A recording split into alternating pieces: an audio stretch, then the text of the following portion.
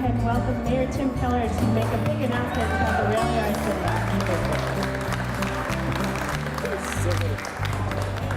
All right, well, good afternoon, Albuquerque. Good afternoon, rail yards. And I just want to pause for a second. Because of the lighting, I have to face this way, so my apologies for my back to everyone. But the fun thing is you're in the background of the cameras, so wave or whatever photo bombing you want to do. So it's great to be here with you. Let me introduce a few folks who have joined us on what is really a special, monumentous day for the rail yards. I want to announce in no particular order the department director at the City of Albuquerque who's really tasked with transforming the rail yards. That's David Campbell, our head of planning. David, give us a wave. Nice One Albuquerque shirt. We also have our head of solid waste right back there. If you're interested in all things green, sustainability, he's the guy, Matt Whalen. And the woman who's in charge of the city, Sarita Nyers here, our CAO. And also, I think a face a lot of people know about from the Barelas community and one-time state senator and city councilor, Eric Griego is here.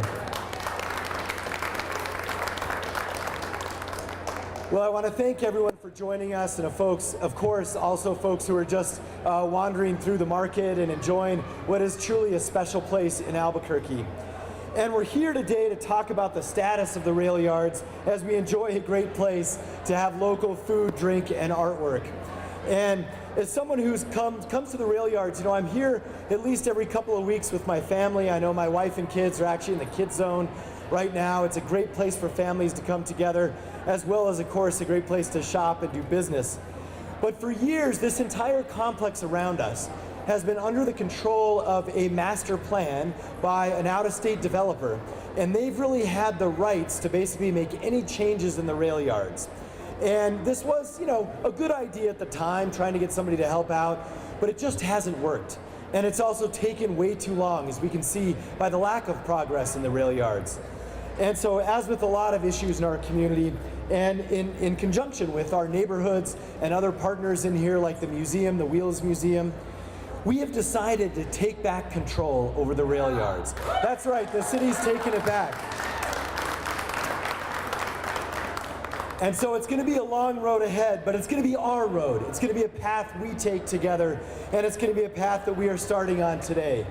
And so to really initialize that, we have a fun example here. This is the rail yards contract with that firm from out of state.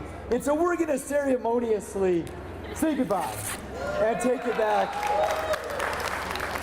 The rail yards is now Albuquerque's again. So by cutting ties with this firm, the ball is now in our court. We know we've got to do things, and it's going to be a piece-by-piece effort. We are going to start with the basics. It's not as glamorous, but we're going to start with remediation. This was the #1 issue holding back the rail yards.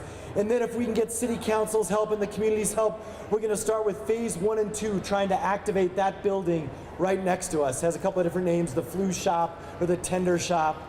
And then we're going to ask our state legislature for help, and we're going to ask our new governor for help. And we are going to go literally block by block in this property and work on every building, one building at a time, as long as I'm your mayor. And eventually, we are going to get this place to be the community treasure that we know it is.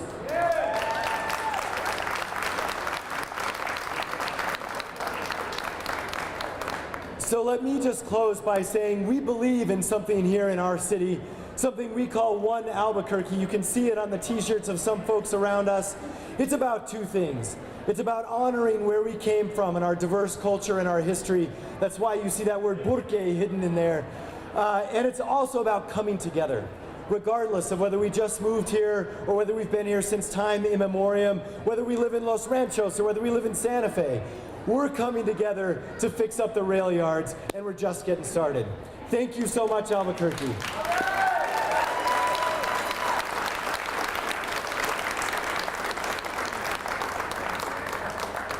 And so now I'm going to introduce the woman in charge of the market, Alaska Piper. Come on up.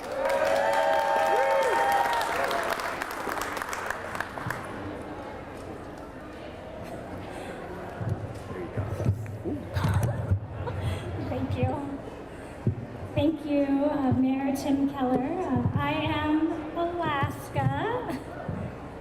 We're gonna get this just right. There you go. And I manage the market together with a really big staff, a really big team of about 21 employees. I'm here with my assistant manager, Amy Jones. Woo.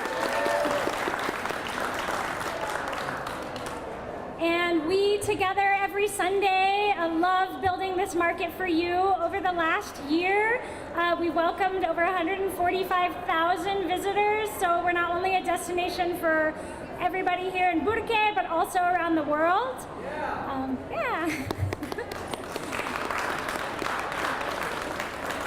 And our vendors together, all our wonderful artisan, agricultural and healing vendors, they bring in about $1 million in local business economy every year. Wow. So good job, vendors. We also do about $30,000 in nutritional benefits, things like EBT, Double Up, and WIC.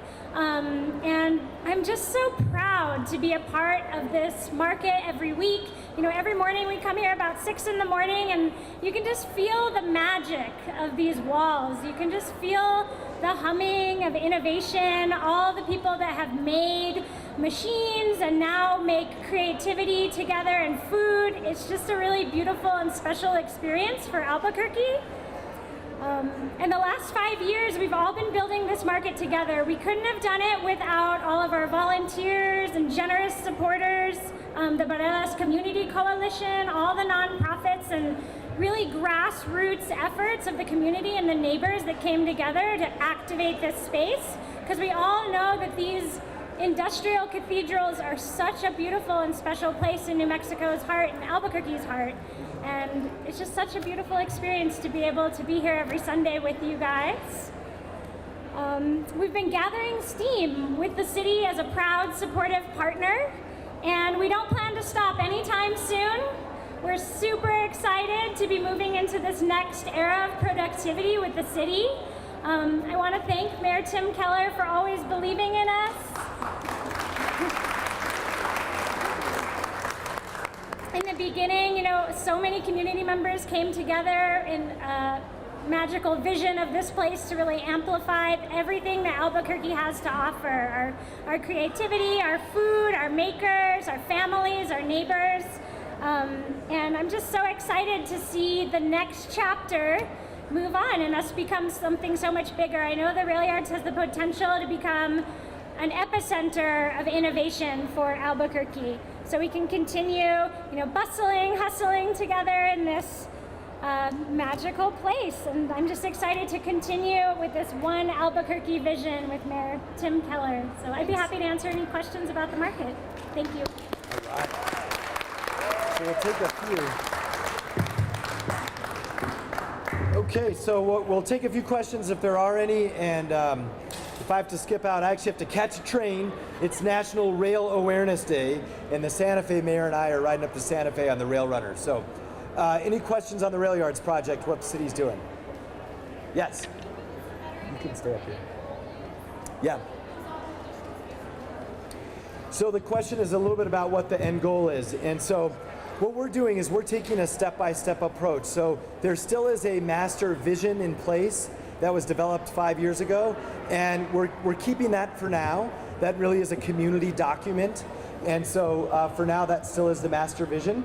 But what we're going to do is break it up into phases, and we believe we have enough funding, if we can get everything together that I mentioned earlier, that we can do sort of phase 0, which is remediation, and phase 1, which is this building right here, and some landscaping and some security.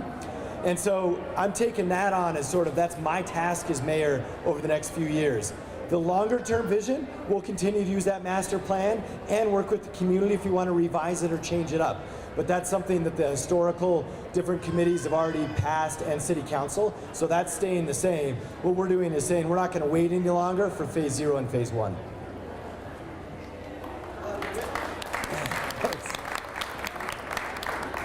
Obvious question. The windows here, will they be replaced? And if they are replaced, will they be decorated in new colors or something? The windows are staying the same here, right? So the plan here is the windows are staying the same. And part of it is the historical nature, and as you'll see, actually, depending on the time of the day, there is a lot of sort of colors that play out. So we're going to focus on kind of big chunks. So it's security, meaning fencing and landscaping, parking, and then trying to get that building activated so it can be used. Any other questions? Do you have a price tag on this building and then the whole general one? We do. Do you remember what it is? It's around 8, right? For the remediation. Yeah. Yes. And that building's like 2. Yeah. We'll round it off. Yeah, I'd say 8 to 10. Okay. So the rough price tag, we think remediation right now is going to cost about $8 million. We're trying to gather up a lot of the unspent capital outlay and things that I used to do as state auditor and use that towards this project. We're also working with City Council to reauthorize basically a lot of sort of leftover money that we're scooping up and using there. And then it's another couple of $1 million to activate that building so it can be used. The last thing that I want to mention is we're changing the management of this facility. So this is now going to be used, going to be rented through the convention center folks at SMG. And that's a really good thing because historically, like if you want to have a wedding in here or a private event, there were tons of permitting and regulations you had to go through. Now we're going to have that all centralized and streamlined through SMG. So like if you want to rent the convention center space, you can also rent this space. And there's a couple of other things that they do for us too. But that's another short-term operational change that is going to mean this building gets used a whole lot more. Because actually this building, by the way, is in demand much, much more than it's used right now. All right, any others for now?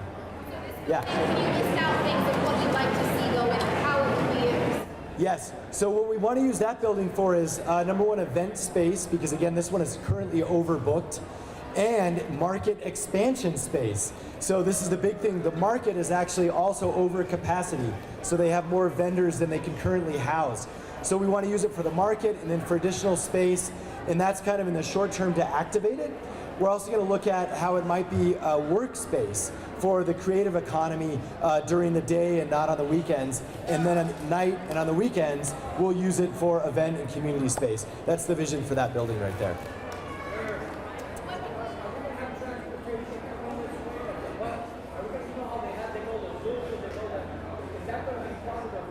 Yeah.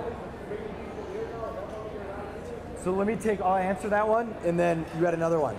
I'll answer them both. When will you start construction and how long will it take to get that building? We're forecasting the first thing we have to do is remediation. This has been the biggest roadblock, and that's not glamorous, but that's going to start this winter. And once we finish remediation, we're hoping in the spring we can start working on that building. So hopefully by the end of 2019-ish or the beginning of 2020, so next winter, that's when we're hoping to have that building ready to be used.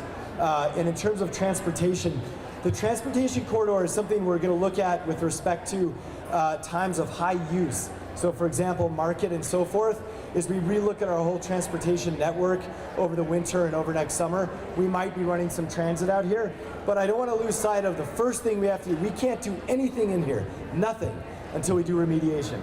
So let's take like one victory at a time. Let me get that done, and then we'll talk about the rest. Okay, I think we'll cut it off there. Thank you guys so much. Alaska's around for other questions and her team. Dave had a And, thing to plug. and to plug in, come on up. He can do it. Our director of planning. I'm David Campbell. It's important for us to document what this place looks like now. And the mayor has authorized us to do artist days at the rail yards this Friday and Saturday coming up. And what that means is that photographers and artists are invited to apply to come on 2 days here at the rail yards so that they can take pictures and document the way the place looks now, because someday, very soon, we will have the after pictures and be able to compare the two. You can go to the city's website. Our public arts program is sponsoring Artist Days at the rail yards this Friday, the 21st, and Saturday, the 22nd. Thank you so much, Mayor. This is why it takes a large team to run the city. I completely forgot about that. So, and to follow up on that, we will have kind of a public viewing of all of that, I think midday next Friday, so stay tuned for an announcement about that, and Alicia can answer questions about that. All right, thank you so much for remembering that, David. All right, thank you guys. We will see you next Friday. Enjoy the rest of the market.